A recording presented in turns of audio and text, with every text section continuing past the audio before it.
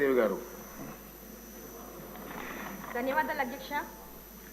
నిజంగానే గిరిజన ప్రాంతాల్లో మౌలిక సదుపాయాలంటే గత 10 సంవత్సరాల నుంచి కూడా మా ఏజెన్సీ ఏరియాలో ఎమ్మెల్సీ అనంతబాబు అనే ఒక వ్యక్తి చాలా దారుణంగా దాచుకో అన్న రీతిలో మా ఏజెన్సీ ప్రాంతాన్ని అంతా కూడా తన కట్టడిలో పెట్టుకొని ఎటువంటి అభివృద్ధి సంక్షేమం అనేది లేకుండా చేసినటువంటి పరిస్థితి మా రంపచోడవరంలో జరిగింది అధ్యక్ష. ప్రధానంగా చూసుకుంటే మొన్న నేను చెప్పడం జరిగింది, రహదారుల విషయానికి వస్తే చాలా వరకు కూడా ఫారెస్ట్ క్లియరెన్స్ లేక ఆగిపోయినటువంటి రోడ్లు ఉన్నాయి. దయచేసి ఫారెస్ట్ మినిస్టర్ గారికి ఒకటే కోరుకుంటా ఉన్నాను, ఏవైతే పెండింగ్ లో ఉన్నటువంటి రోడ్లు ఉన్నాయో ఆ ఫారెస్ట్ క్లియరెన్స్ ఇచ్చి మా ప్రాంతానికి రాకపోకలకు అదేవిధంగా రవాణా సౌకర్యం కూడా కల్పించాలని కోరుతా ఉన్నాను అధ్యక్ష. ఇకపోతే మా రంపచోడవరం ఏరియా ఆసుపత్రిలో అధ్యక్ష దాదాపుగా 450 నుంచి 500 వరకు రోజు ఓపీ వస్తుంది అధ్యక్ష. కానీ మా ఏరియా హాస్పిటల్లో ఒక అంబులెన్స్ కూడా లేని సౌకర్యం అధ్యక్ష. చూస్తే పక్కన ఉన్నటువంటి బిహెచ్సిలకి అంబులెన్స్ ఉంది, కానీ మా రంపచోడవరంలో ఉన్నటువంటి ఏరియా హాస్పిటల్కి అంబులెన్స్ లేక అక్కడ ప్రజలు చాలా ఇబ్బందులు పడుతున్నటువంటి పరిస్థితి అధ్యక్ష. మొన్న నేను అసెంబ్లీకి వచ్చే ముందు రోజు ఒక సంఘటన జరిగింది అధ్యక్ష. ఒక డిగ్రీ స్టూడెంట్ కడుపు నొప్పితో బాధపడుతూ హాస్పిటల్లో ఉంటే అంబులెన్స్ రావడానికి 3 గంటల సమయం పాటు ఆ అమ్మాయి చాలా దారుణంగా బాధపడినటువంటి పరిస్థితి మా ఏరియా హాస్పిటల్లో జరిగింది అధ్యక్ష. ఇది కేవలం ఈ అంబులెన్స్ సౌకర్యం లేకపోవడం వల్లే అక్కడ ఉన్నటువంటి గిరిజనులు ఇలాంటి ఇబ్బందులు పడతా ఉన్నారని తమ దృష్టికి తీసుకొస్తా ఉన్నాను అధ్యక్ష. ఇకపోతే మాకి ఏదైనా ఏజెన్సీ ప్రాంతం నుంచి రిఫర్ చేస్తే కాకినాడ రాజమండ్రి ప్రభుత్వ హాస్పిటల్కి రిఫర్ చేస్తా ఉన్నారు అధ్యక్ష. అక్కడ ప్రజలు ఏంటంటే మేము కాకినాడ కానీ రాజమండ్రి వెళ్తే సగం భయంతోనే మేము చచ్చిపోతామేమో, అక్కడికి వెళ్తే మాకు సరిగా పట్టించుకోరు, సరైన ట్రీట్మెంట్ ఉంటుందనే భయంతోనే చాలా మంది మార్గం మధ్యలోనే చనిపోయినటువంటి పరిస్థితి అధ్యక్ష. దయచేసి నేను ఒకటే కోరుకుంటూ ఉన్నాను, గతంలో మన ప్రభుత్వం ఉన్నప్పుడు అధ్యక్ష ఏజెన్సీ ప్రాంతం అధ్యక్ష ఇంకా చాలా సమస్యలు ఉన్నాయి అధ్యక్ష. అయిపోయింది, ఒక 2 నిమిషాలు అధ్యక్ష.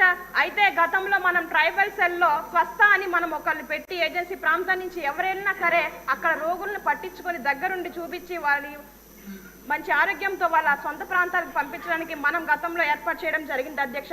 అట్టి రీతిగానే ఇప్పుడు కూడా కాకినాడ రాజమండ్రి అదేవిధంగా వైజాగ్లో ఉన్నటువంటి ప్రభుత్వ హాస్పిటల్లో ఈ ట్రైబల్ సెల్ స్వస్థాలను ఏర్పాటు చేసినట్లయితే మా గిరిజనుల యొక్క ఆరోగ్యాలన్నీ కూడా బాగుపడతాయి, మేలు చేసిన వారు అవుతారని మరొకసారి కోరుకుంటున్నాను అధ్యక్ష. మరొక విషయం అధ్యక్ష, ఏజెన్సీ ప్రాంతం ప్రజలందరూ కూడా వ్యవసాయం మీద ఆధారపడతా ఉన్నారు అధ్యక్ష. అయితే ఇప్పుడు వ్యవసాయ పనిముట్లైనటువంటి పైప్స్ అని కానీ లేకపోతే స్ప్రేయింగ్లను కానీ పవర్ టిల్లర్లను కానీ ట్రాక్టర్లను కానీ గతంలో మనం ఉన్నప్పుడు 90% సబ్సిడీతో ఇచ్చేవాళ్ళం అధ్యక్ష. కానీ ఇప్పుడు 50% సబ్సిడీ అంటా ఉన్నారు అధ్యక్ష. గిరిజన ప్రాంతంలో గిరిజనులు ఉన్నారు, గిరిజనేతలు ఉన్నప్పటికీ కూడా అంత వ్యయం చేసి ఆ పనిముట్లు కొనుక్కోలేరు కనుక అధ్యక్ష దయచేసి నేను వ్యవసాయ శాఖ మినిస్టర్ గారికి ఒకటే కోరుకుంటా ఉన్నాను, ఆ సబ్సిడీ అనేది 90% పెట్టినట్లయితే మన రాష్ట్ర ప్రభుత్వం 50%, ఐటీడీఎల్ 40% పెడితే 90%తో రైతులందరూ కూడా ఆ యొక్క పరికరాలు తీసుకొని ఆ వ్యవసాయం చేసుకొని మన బ్రతుకుల్లో వెలుగులు నింపుకోవడానికి మంచి అవకాశం ఉంటుంది కనుక అధ్యక్ష ఈ విషయాన్ని కూడా తమ దృష్టిలో పెడతా ఉన్నాను అధ్యక్ష. అవకాశం ఇచ్చిన ధన్యవాదాలు. వేసింది గిరిజన శాఖ మంత్రికి, మీరు వ్యవసాయ శాఖ గురించి మాట్లాడుతున్నారు. పల్లె సింధూర్ గారు. ధన్యవాదాలు అధ్యక్ష. సత్యసాయి జిల్లాలో చాలా మంది గిరిజన రైతులు ఫారెస్ట్ ల్యాండ్లలో గత 50 సంవత్సరాలుగా వ్యవసాయం చేసుకుంటున్నారు అధ్యక్ష. వీళ్ళకి గిరిజన చట్టం ప్రకారం వీళ్ళకి అక్కడ హక్కులు కూడా ఉన్నాయి. వీళ్ళకి ఏమైనా పట్టాలు ఇచ్చే ఆలోచన ప్రభుత్వం ఏమైనా చేస్తుందా? అది మొదటి ప్రశ్న అధ్యక్ష. రెండోది, ఈ గిరిజనులు చాలామంది పేదవారు ఉన్నారు. వైసీపీ అధికారంలోకి వచ్చాక వీళ్ళకి వచ్చే ట్రాక్టర్ లోన్లు కానివ్వండి, గొర్రెలు ఇంకా ఆవులు కొనుక్కునే లోన్స్, అంగడి పెట్టుకునే లోన్స్, ఇంకా ల్యాండ్ పర్చేస్ స్కీమ్స్ ఇవన్నిటినీ కూడా చాలా వరకు రద్దు చేశారు అధ్యక్ష. అలాగే ట్రైబల్ వెల్ఫేర్ కార్పొరేషన్లు ట్రైకార్ని కూడా పూర్తిగా నిర్వీర్యం చేసేశారు. దీన్ని ఏదన్నా రీఇన్స్టేట్ చేసే ఆలోచన ఏదన్నా ప్రభుత్వం చేస్తుందా అధ్యక్ష?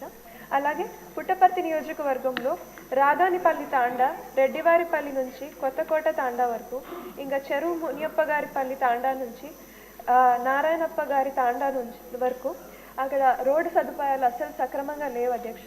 ఇక్కడ పిల్లలు